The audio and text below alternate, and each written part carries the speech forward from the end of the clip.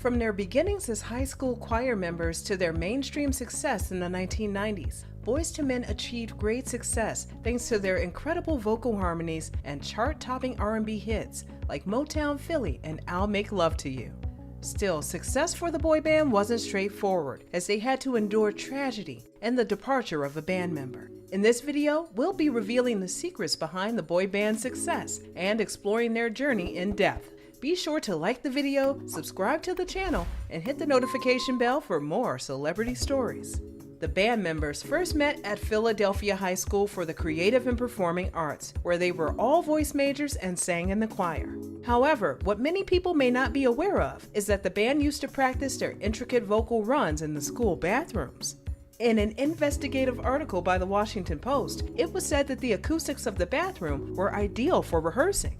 Nathan Morris selected his bandmates based on their impressive vocal abilities and originally formed a group under the name Unique Attraction. The boys enjoyed a full circle moment over 30 years later when Sean Stockman, Wanya Morris, excluding original fourth member Michael McCary, and Nathan Morris returned to their former high school for a special performance. The trio reunited with their favorite teacher and reflected on how fortunate they were to attend a school that supported their artistic talents. Nathan recalled that there were many gifted individuals at the school and that any other four guys could have formed Boyz II Men, but they happened to be the ones who succeeded. It wasn't long until the group began making music together. In a bid to get signed to a record label, Boyz II Men sent out several demo tapes and performed at various venues in hopes of getting noticed. Boyz II Men soon seized the chance to meet one of their idols by sneaking backstage at a concert and locating New Edition vocalist Michael Bivins, whom they performed a cappella for. Bivins was thoroughly impressed and even gave his number to Nathan Morris, although he may have come to regret that decision when Morris began calling him constantly. Morris himself acknowledged the persistence and remembered the effort it took to persuade Bivins to become their manager. In an interview with Philly Mag, Morris recalled, "It's not something that he really thought about doing. I believed that he could do it. I mean, I followed his career and I saw the role that he played in his group." It wasn't long until the group had a tour manager of their own. However, things did not go exactly as planned. During the early days of Boyz II Men's careers, a tragedy struck the group when their road manager, Khalil Roundtree, was killed in 1992 in an attempted robbery. Roundtree was staying with the band's entourage at the guest quarters suite hotel when three men started knocking on doors. Roundtree tried to escort them out of the floor with road manager Quadri El-Amin, who was shot in the knee during a struggle in the elevator.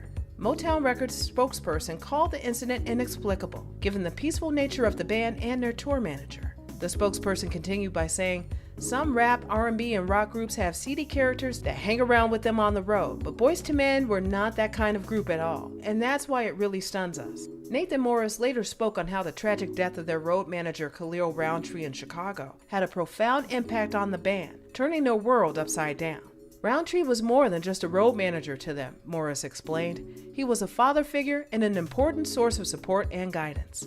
In tribute to their late friend, the group created an interlude on their 1994 album 2 called Khalil. Boyz II Men gained recognition with their initial releases, but it was End of the Road that catapulted the group to their first #1 position on the Billboard charts.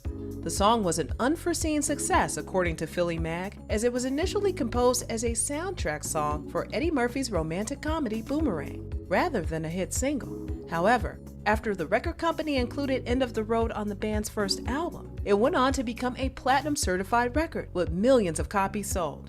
"We were like, oh snap, we didn't expect this. We knew there was something special about it. We didn't know it was going to do that well," Sean Stockman told People, reflecting on the song's success.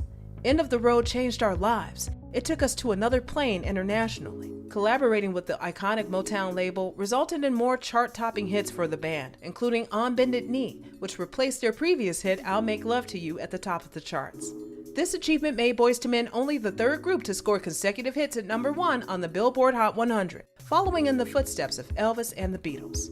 The boy band enjoyed further chart success when they joined forces with Mariah Carey in 1995 to create One Sweet Day, which became one of the longest-running #1 singles of all time, and a collaboration between two of the most influential R&B musical acts.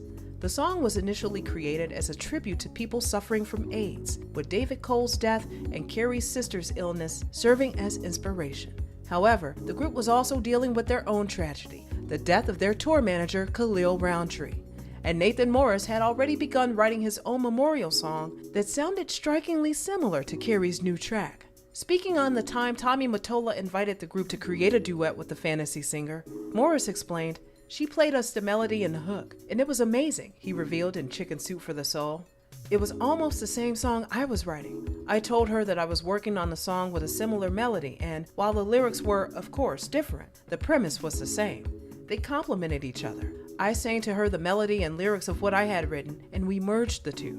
With mainstream success also comes a signature style. Boyz II Men is often associated with their distinctive matching outfits, which they wore on stage to present a unified front. However, despite their polished appearance, the band members were not always fond of their coordinated look, as it was actually Michael Bivins who selected their preppy attire. As Sean Stockman explained to Spin magazine, "We weren't really into it at first, but once we started wearing the stuff and learning how to put it together, it started to feel good." Wanya Morris also shared with the Chicago Tribune that initially they dressed like any other R&B group, without a standout look. However, Michael Bivins, their former manager, believed that to make an impression, they needed to have a unique appearance. Bivins took them shopping, and they bought their clothes for the upcoming year. Morris mentioned that they purposely chose their outfits to be different from what other black men were wearing. They opted for a very preppy, collegiate style that wouldn't make people around them clutch their purses in fear. The trend-setting look was Bivins' vision, and soon everyone started wearing it after seeing Boyz II Men in it. Despite continuing to release successful albums, Boyz II Men's triumph was in danger by underlying health problems. During one tour, the band had to reschedule when Wanya Morris developed a polyp on his vocal cords. As a result, his right vocal cord was compromised, jeopardizing the group's delicate blend of harmonies. Michael McCary was also diagnosed with multiple sclerosis, but he kept it hidden until 2016. During his interview with TV life coach Iyanla Van Zandt, Michael McCary revealed that he witnessed the first signs of his health issues while he was still part of Boyz II Men. He stated that the symptoms initially started as mild back spasms and then gradually progressed into something more severe. When he was 22 years old, Michael McCary began to experience more severe symptoms related to his multiple sclerosis. Medical professionals informed him that a nerve in his side could potentially be severed if he made even one wrong move, which meant he faced the constant possibility of becoming paralyzed. Despite feeling frightened, he never revealed his illness to his fellow band members. According to Nathan Morris, Boyz II Men tried to avoid drama and were taught to be different to impress their parents. However, Michael McCary's undisclosed medical condition put a strain on his relationship with the group, leading him to depart from the band in 2003. When discussing the breakup publicly, the remaining members claimed that he gave up when faced with challenges. During an interview with Larry King, Boyz II Men stated that Michael McCary left the group because he lost interest and didn't want to continue. While they acknowledged that they had reached out to him for potential reunions, they admitted that their friendship had weakened and that their sound was not significantly impacted by his absence.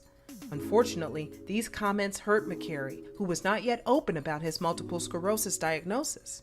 In 2016, McCary revealed that he felt betrayed and that the bond between him and his former bandmates had been broken. The two parties have not maintained a relationship since then.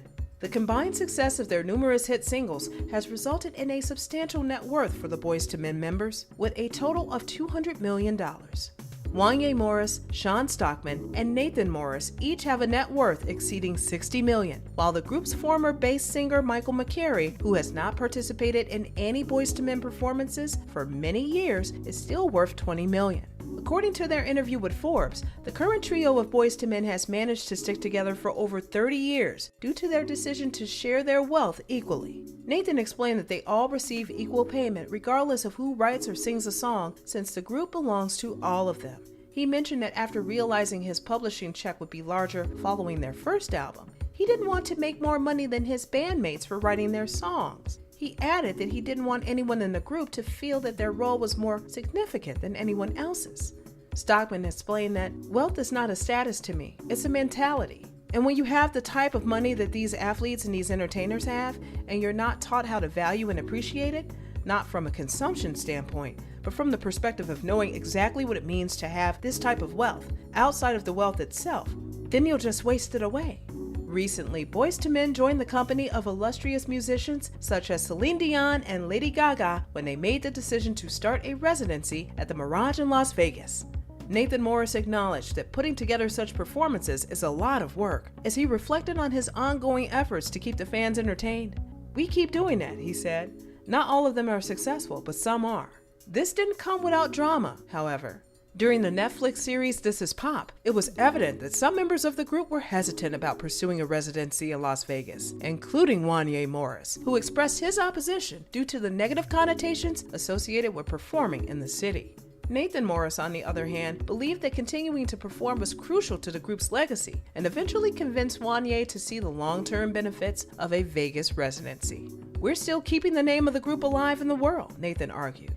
In the end, Boyz II Men's success can be attributed to their impressive vocal abilities and hard work. The band members met in high school and practiced their intricate vocal runs in the school bathrooms, which ultimately led to their formation. After much hard work, they finally caught the attention of Michael Bivins, who became their manager. Unfortunately, the group also faced tragedy when their tour manager Khalil Roundtree was killed in an attempted robbery in 1992. Despite this setback, the group continued to produce hit after hit, with End of the Road, On Bended Knee, and One Sweet Day becoming chart-topping hits. Boyz II Men's legacy in the music industry is a testament to their talent and perseverance, and they continue to inspire and influence aspiring artists today. Do you still listen to their music? Let us know in the comments below, and be sure to like the video, subscribe to the channel, and turn on the notification bell for more deep dives into celebrity careers.